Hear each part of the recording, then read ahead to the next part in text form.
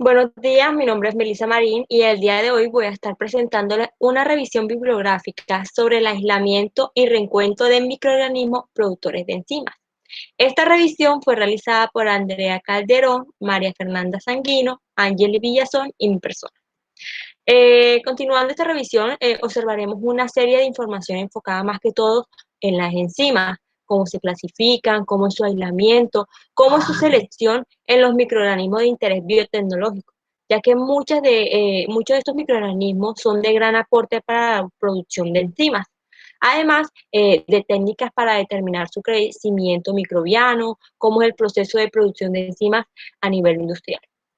A modo de introducción, tenemos que la mayoría de reacciones químicas que ocurren en la naturaleza necesitan la presencia de catalizadores. Y estos catalizadores lo que hacen es acelerar ciertas reacciones químicas que ocurren a nivel celular en los organismos vivos. Este proceso es debido a las enzimas. En el transcurso de los años se han logrado aislar, purificar, inmovilizar y emplear estas enzimas en procesos biotecnológicos con gran eficacia.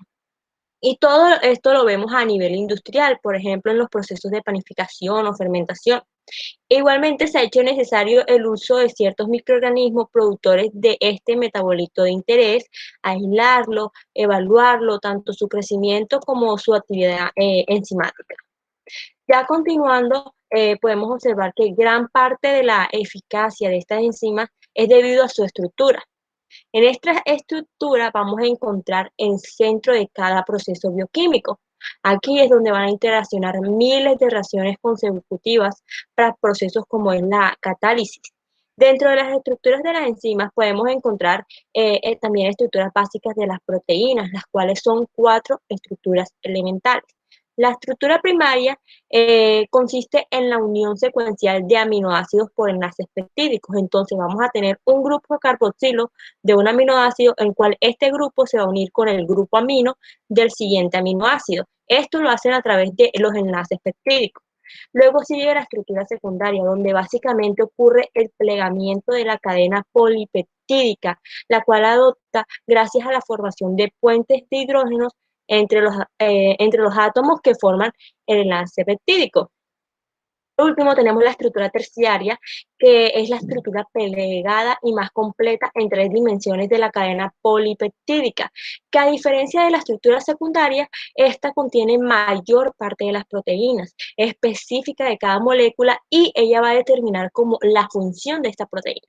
En muchos casos también podemos encontrar la estructura cuaternaria, la cual esta solo se presenta si hay más de una cadena polipeptídica. Hay que agregar que en la estructura globular de la enzima, cuando se entrelaza y se pliegan mediante una o más cadenas polipeptídicas, hay unos pequeños grupos de aminoácidos, los cuales forman un sitio activo. Y este sitio activo va a dar lugar a un espacio que se conoce como sustrato. Y ahí es donde se van a realizar ciertas reacciones. Ahora, estas reacciones se clasifican y se clasifican en base a la reacción específica que cataliza. Por ejemplo, tenemos las reacciones oxidorreductasas, las transferasas, las hidrolasas, las liasas, las isomerasas y las ligasas. Y gran parte de estas reacciones, esta actividad catalítica, se debe a la actividad enzimática, ya que ella va a ser la responsable de todas estas transformaciones necesarias. Esta actividad enzimática se puede determinar midiendo la formación de productos en la mezcla de reacción o el consumo de sustrato en la misma. Esta actividad enzimática también puede verse muchas veces afectada por diversos factores como lo son la temperatura, el pH y la concentración. Hablando ya sobre las enzimas microbianas, podemos observar que ya durante muchos años se han intentado aislar estas enzimas a partir de plantas, animales y microorganismos. De todo lo que se pueda ver o tocar, se ha intentado aislar estas enzimas. Los principales microorganismos productores de enzimas son los hongos filamentosos, las levaduras y las bacterias. Y ahora con todos estos avances tecnológicos, genéticos y moleculares, pues se han obtenido microorganismos recombinantes. Esto nos ha permitido aumentar el nivel de productividad y disminuir el costo de los biocatalizadores microbianos. Las enzimas microbianas son muy importantes a nivel industrial. En el mercado de biocatalizadores, debido a las propiedades de los microorganismos, que se caracterizan y diferencian de otros seres vivos por tener un metabolismo eficaz.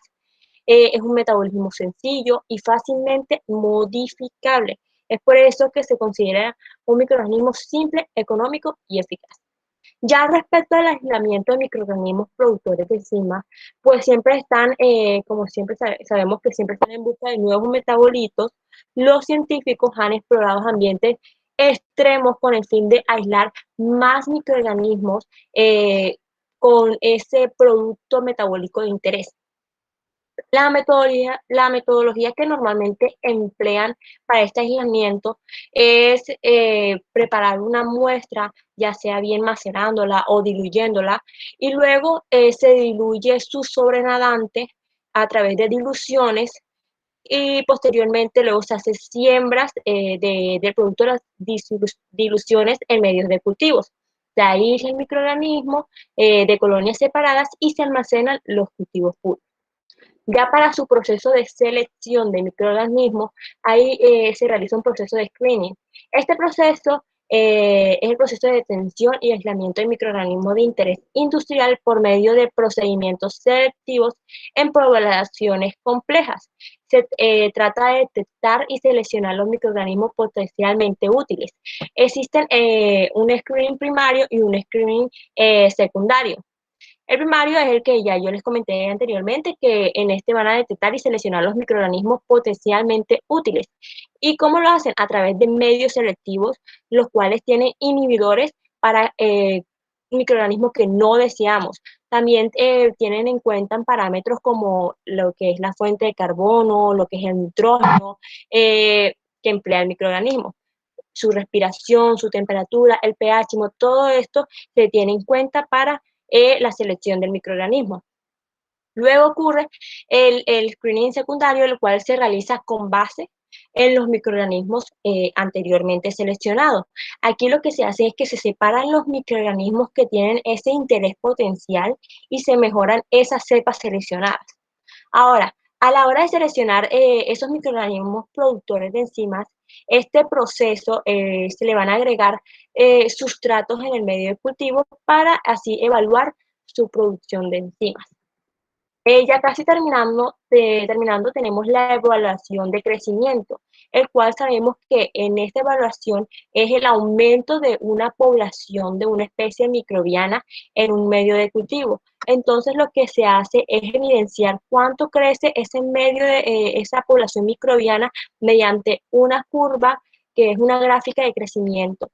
Esta curva consta de 4 pasos, 4 etapas. La primera es la fase de latencia, en lo que básicamente lo que hace es que cuando se inocula el microorganismo en un medio fresco, pues su crecimiento obviamente no se va a evidenciar de manera inmediata, sino que un tiempo después se ve que ella comienza a crecer. A esto se le va a denominar latencia. Luego tenemos la fase exponencial. Aquí lo que ocurre es que la curva de crecimiento de un microorganismo va creciendo exponencialmente, es decir, que cada cierto tiempo de generación la población se va duplicando. Sigue la fase estacionaria. En esta fase van a ocurrir ciertas limitaciones de ya sea de algún nutriente o se van a producir acumulaciones de productos tóxicos o se puede alcanzar un número de células elevado para el espacio disponible que hay de pronto en un medio de cultivo. Entonces se van a comenzar a reducir el crecimiento del microorganismo.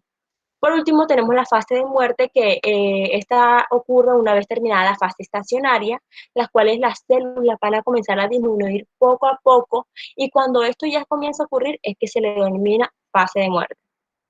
Ya por último tenemos los métodos para la medición de este crecimiento, y se pueden hacer métodos directos como la determinación del peso húmedo, la determinación de peso seco, determinación de nitrógeno total, en fin, existen una cantidad de métodos para aplicar en la medición del crecimiento, ya sea directo o indirecto, como los de técnica de McFarland, el método óptico de turbidimetría, en fin.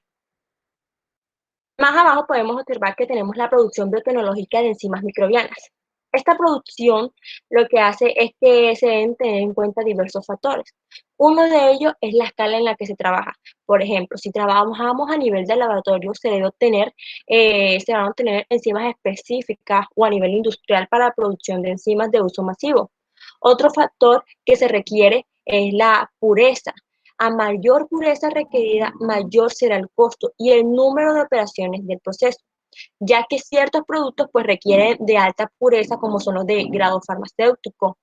Ahora, por el contrario, un producto para uso doméstico también se debe tener en cuenta la fuente natural de la enzima, es decir, de tipo de microorganismo que la sintetiza, ya que la morfología y fisiología varía en cada especie y estos son requerimientos que deben tener en cuenta para saber escoger el medio de cultivo, porque el medio de cultivo debe cumplir esas condiciones metabólicas necesarias para que el microorganismo pueda crecer y desarrollarse.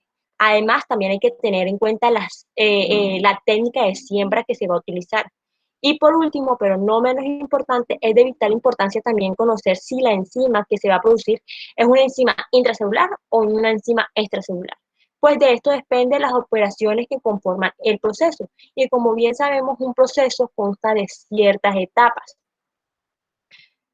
Como conclusión, tenemos que, de acuerdo a la revisión bibliográfica, se considera que el aislamiento de microorganismos para la obtención de enzimas de uso biotecnológico es muy importante a nivel general, ya que de este procedimiento depende la producción y la obtención eficiente de las enzimas, pues de estas se destacan en su alto nivel de utilización y rendimiento a nivel industrial. Muchas gracias.